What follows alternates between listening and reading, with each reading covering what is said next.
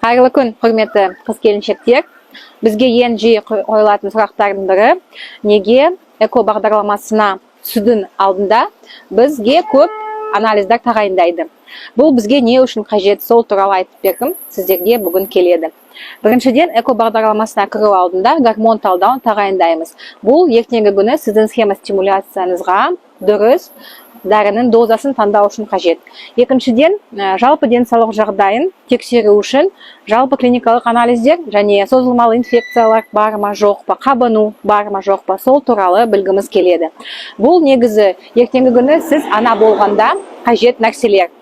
Ертең сіз дені сау болса, балаңыз да дені сау болады, онымен түгел дәруменмен бөлісе аласыздар, балаңыз жақсы дамиды. Егер де созылмалы аурулар инфекция болса, оның әсері, кері әсері балаға да зиян тигізеді. Сол үшін міндетті түрде тағайындаған талдаулардан уақытылы өтуді сұраймыз, өтінеміз.